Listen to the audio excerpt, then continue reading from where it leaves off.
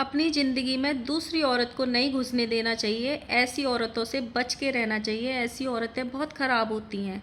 लेकिन जगह जगह मुंह मारने वाले अपने पति को भी अपने पल्लू में बांध के रखना चाहिए। किसी के घर में घुसने से पहले 4 बार सोचना चाहिए कि अगर मेरे पति की ये आदत है जगह जगह मुंह मारने की, तो अगर ये मुंह मारेगा तो ज़िंदगी मेरी ही ख़राब होगी। तो इसीलिए ये कदम उठाने से पहले भी 50 बार सोच लेना चाहिए। पहले गंदगी दिखाओ, फिर ऑडियंस ट्रोलिंग करे तो माफ़ी मांग लो, फिर गंदगी दिखाओ, फिर ऑडियंस ट्रोलिंग करे, फिर माफ़ी मांग दो। वो रिपीट करते रहो ताकि ऑडियंस में आप बने भी रहो और महान भी बन जाओ कि मैंने माफ़ी मांग ली। हेलो गाइस, राधे राधे, जय श्री कृष्णा। स्वागत है एक और नए वीडियो में। आई होप सब अच्छे होंगे, स्वस्थ होंगे, मस्त होंगे और जहाँ भी होंगे तंदुरुस्त होंगे। अगर आपको मेरी वीडियो अच्छी लगती है तो प्लीज़ गाइस वीडियो को लाइक कीजिएगा, वीडियो पे कमेंट कीजिएगा और जिन लोगों ने भी चैनल को अभी तक सब्सक्राइब नहीं किया हुआ है please please please guys channel को सब्सक्राइब कर लीजिएगा। अब हम बात करते हैं लप्पी भाभी की। एक वीडियो आई थी कल जिसमें उन्होंने थंबनेल डाला था कि अपनी ज़िंदगी में दूसरी औरत को आने से रोकना चाहिए या बचना चाहिए। ऐसी औरतें बहुत ख़राब होती हैं, घर बर्बाद कर देती हैं। और इनका ये जो अंदर का वो है ना, दूसरी औरत तीसरी औरत अपनी ज़िंदगी में आने से बचना चाहिए, ये हर दूसरे तीसरे चौथे ब्लॉग में इनका थंबनेल होता है। जबकि ब्लॉग में ऐसी कोई भी बात नहीं होती है, कुछ नहीं होता है, नॉर्मल ब्लॉगिंग होती है। लेकिन इनको थंबनेल हमेशा दूसरी औरत पे लगाने होते हैं कि अपनी लाइफ में दूसरी औरत नहीं आने देनी चाहिए। ऐसी औरतें बहुत ख़राब होती हैं। तो भाई चलो मान लिया दूसरी औरत जब आती है तो वो ख़राब होती है, लेकिन अपने पति को भी अपनी मुट्ठी में बांध के रखना चाहिए। जिस पति की जगह जगह मुंह मारने की आदत होती है उस पति को भी अपने पल्लू में और अपने कंट्रोल में रखना चाहिए, ताकि आपका पति आपको बार बार धोखा ना दे। अपनी भी कुछ गलतियां होती हैं, आपका पति भी जगह जगह मुंह मारने का ट्राई करता है, तभी आपकी ज़िंदगी में ये चीज़ें हो जाती हैं। आपके पति ने भी कुछ गलत किया होगा तभी आपकी ज़िंदगी में ये चीज़ें हुई थी। हमेशा गलती दूसरों की ही नहीं होती है। दोनों के 50-50 क्राइम था, दोनों का 50-50% कदम बढ़े थे। ऐसा नहीं था कि सिर्फ एक ने ही डोरे डाले और एक खिंचा चला गया, नहीं, दोनों ने गलती करी थी। तो अपने ये थंबनेल भी डालो कभी कभी कि जिन जिन के पति जगह जगह मुंह मारते हैं, जगह जगह मुंह मारने की आदत है, उन औरतों को अपने पतियों को कंट्रोल में रखना चाहिए, क्योंकि ऐसे पतियों से फिर बीवी की ज़िंदगी नरक बन जाती है। ये भी थंबनेल लगाओ कभी। दूसरी औरतों के लिए तो बहुत ज्ञान दे लिया आपने, सबको पता चल गया कि दूसरी औरतें ख़राब होती हैं। हमेशा औरत ही खराब नहीं होती है, हमेशा औरत ही घर बर्बाद नहीं करती है।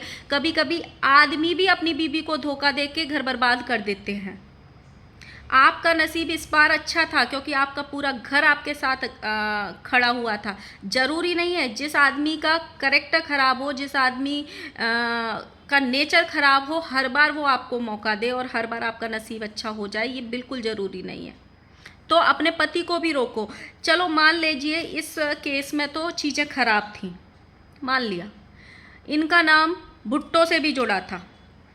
ये भुट्टो के साथ भी उसका हाथ पकड़ना, उसके बालों को खींचना, उसकी आंखों में ऐसे करना, उसकी टी शर्ट उठा के अपना कैमरा साफ कर लेना, इतनी परमिशन दी रखी है कि वो अपने फ्रेंड की पत्नी के साथ ये बिहेव करता है, उसके साथ मस्तियाँ करता है।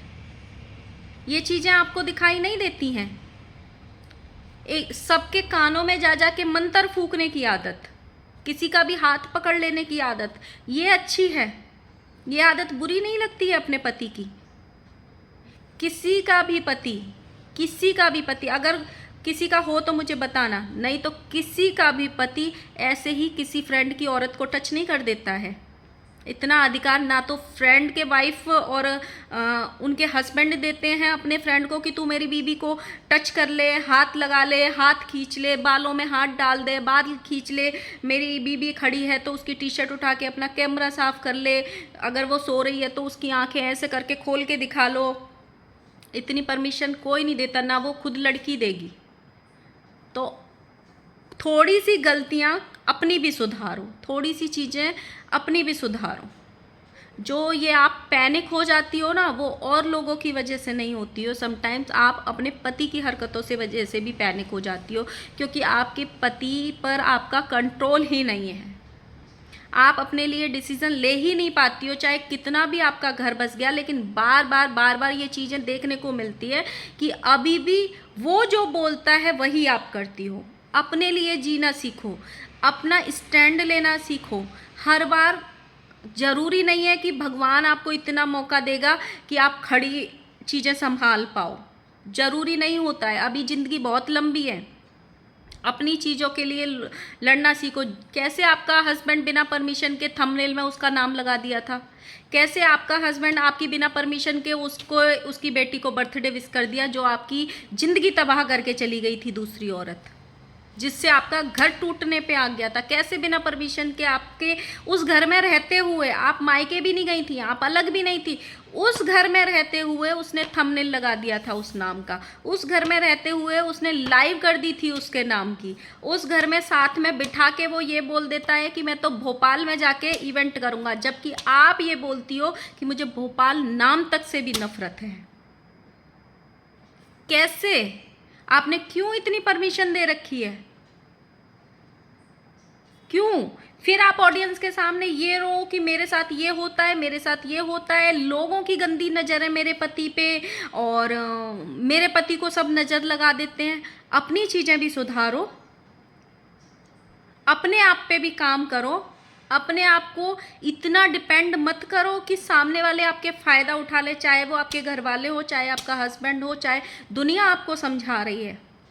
दुनिया आपको समझा रही है इस चीज़ के लिए। पहले भी बहुत लोगों ने समझाया है कि अपनी बात दुनिया के सामने आप रखती हो ना, दुनिया के सामने रखने का कोई फ़ायदा नहीं है। जहाँ बात आपको रखनी चाहिए, जहाँ आपको स्टैंड लेना चाहिए, वहाँ स्टैंड लो। सिर्फ थंबनेल में हमेशा लगा देने से और कुछ भी लिख देने से चीज़ें सही नहीं हो जाती हैं। चीज़ें तब सही होंगी जब सामने बैठ के अपने हक़ के लिए आप लड़ोगे, अपने हक़ के लिए स्टैंड लोगे, बात करोगे कि मुझे ये चीज़ पसंद नहीं है तो ये होगा ही नहीं, होगा ही नहीं। अभी भी 2 दिन पहले आपके हस्बैंड ने नाम लिया था, जो जिस सिटी का नाम तक आपको पसंद नहीं है, उस सिटी में वो इवेंट करने की बात कर रहा था, और आपके मुंह से एक बार भी नहीं निकला उस टाइम पे कि नहीं करना, दुनिया में कहीं भी करो बट हमें उस सिटी से कोई मतलब नहीं है। तब आप वहीं की वहीं बोलते तो आपको अप्रिशिएट करते लोग कि आपने अपने लिए स्टैंड लिया, अपने लिए बोले आप। तो आप कुछ भी थंबनेल लिख लो, कुछ भी थंबनेल लिख लो, थंबनेल से ज़िंदगी चेंज नहीं होनी है। कितना भी दुनिया को रोते रहो, 9 महीने हो गए, 10 महीने हो गए, कभी आप बोलते हो मेरा घर बस गया, ये मुझे प्यार लुटा रहे हैं, मेरी चीज़ें ये कर रहे हैं, मेरे लिए इतना कर रहे हैं, फिर आपके हर 2 दिन बाद आपको दूसरी औरत का थंबनेल डालना है, हर 2 दिन बाद आपको दूसरी औरत का थंबनेल डालना है। भाई अपने पति का भी थंबनेल डालो, उसके लिए भी डालो।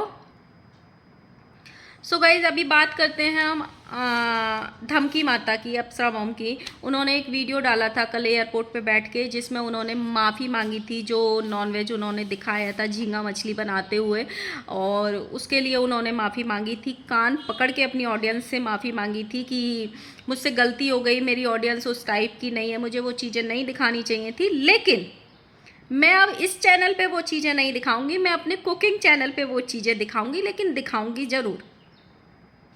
लेकिन मुझे ये अच्छा लगा, एटलीस्ट उनको समझ में तो आई कि चलो ये चीज़ें एकादशी है, बट इनके यहाँ पे बहुत कॉमन है। पहले भी ये हुआ था, इन्होंने एक बार एकादशी को अंडा खा लिया था, फिर उसके लिए बोल दिया था कि हमें मतलब पता नहीं था। इन्होंने ये भी बोला कि आगे से हम कोशिश करेंगे कि हम नॉन वेज को ना दिखाएं अपने वीडियोस में या ब्लॉग्स में, क्योंकि हमारी ऑडियंस उस टाइप की नहीं है। अगर ये ऐसा स्टेप लेते हैं तो ये बेस्ट स्टेप होगा, बेस्ट। क्योंकि जब आपकी ऑडियंस अलग टाइप की होती है तो आपको अलग तरीके से चलना होता है। जो ऑडियंस को पसंद नहीं है आप क्यों वो चीज़ दिखाओगे, और फिर क्यों आपको माफ़ी मांगनी पड़ेगी। हालांकि माफ़ी मांगने से कोई छोटा बड़ा नहीं हो जाता। अगर आपने गलती की है, आपको समझ में आ गई कि मेरी ये चीज़ गलत थी, मैंने ये गलत कर दिया, और आपने उसके लिए माफ़ी मांगी है, तो आपने ये बड़प्पन ही दिखाया है। लेकिन वो चीज़ें फिर रिपीट मोड में नहीं होनी चाहिए कि आज कर दिया फिर एक हफ्ते बाद फिर से वही चीज़ सेम रिपीट कर दो, फिर से माफ़ी मांग लो, फिर सामने एक हफ्ते बाद फिर से रिपीट कर दो, फिर माफ़ी मांग लो। ऐसे नहीं होना चाहिए। तो इन्होंने माफ़ी भी मांगी, लेकिन मैं एक अपनी चीज़ ऐड ज़रूर करना चाहूँगी। लास्ट में आंटी ने ये पूछा था कि बताओ आज मैं कैसी लग रही हूँ। तो मैं उस चीज़ पे एक कमेंट ज़रूर करना चाहूँगी, अगर मेरी ये वीडियो उन तक पहुँचे या वो देखें मेरी वीडियो, तो मुझे उस वीडियो में उन्होंने जो लिपस्टिक शेड अपने फेस पे लगाया हुआ था, अपने लिप्स पे लगाया हुआ था, वो उनके ऊपर काफ़ी सूट कर रहा था, बहुत अच्छा लग रहा था। मुझे ऐसे लग रहा है जो वो ब्लड रेड कलर का लिपस्टिक लगाती हैं उससे 1000 गुना ज़्यादा वो शेड उनके ऊपर खिल के आ रहा था। उनको वो शेड ट्राई करना चाहिए आगे भी। और जब उन्होंने बालों की स्ट्रेटनिंग कराई थी बिल्कुल अच्छे नहीं लग रहे थे। वो स्टार्टिंग थी, वो 3 दिन सेम उसमें रहना पड़ता है तो नहीं अच्छे लगते हैं, लेकिन कल उनके बाल उनके फेस पे काफ़ी अच्छे लग रहे थे, मतलब काफ़ी अच्छे मुझे तो लगे। बाकी लोगों को कैसे लगे मुझे नहीं पता, बट मुझे कल वाले ब्लॉग में उनके काफ़ी अच्छे बाल लगे और उनके ऊपर वो लिपस्टिक शेड बहुत अच्छा लग रहा था। मतलब डिफरेंट अगर कोई ट्राई करता है तो एक चीज, मतलब अगर आप रेड ही कलर की लिपस्टिक लगाओगे तो होता क्या है, आप डेली में भी रेड लगा रहे हो, आप शादियों में भी रेड लगा रहे हो, आप कोई और ओकेजन होता है लाइक कोई फेस्टिवल हुआ या कुछ भी हुआ तभी भी सेम लगा रहे हो, तो इंसान सेम जैसा दिखता है। जब आप डिफरेंट कलर के कपड़े पहनते हो सेम वैसे ही अगर आप डिफरेंट शेड्स भी ट्राई करोगे तो इंसान जब शादी ब्याह या फेस्टिवल्स पे तैयार होता है तो एकदम अलग लगता है कि आज इसने कुछ अलग किया है। तो वो मुझे काफ़ी अच्छा लगा। और सबकी अपनी अपनी चॉइस होती है, इसमें हमें कुछ बोलने का कोई अधिकार नहीं है। कोई रेड लगाए, कोई ग्रीन लगाए, कोई ब्लैक लगाए, जिसका जो मर्जी हो उस कलर की लगाए, उसमें हमें किसी का बोलने का अधिकार नहीं है।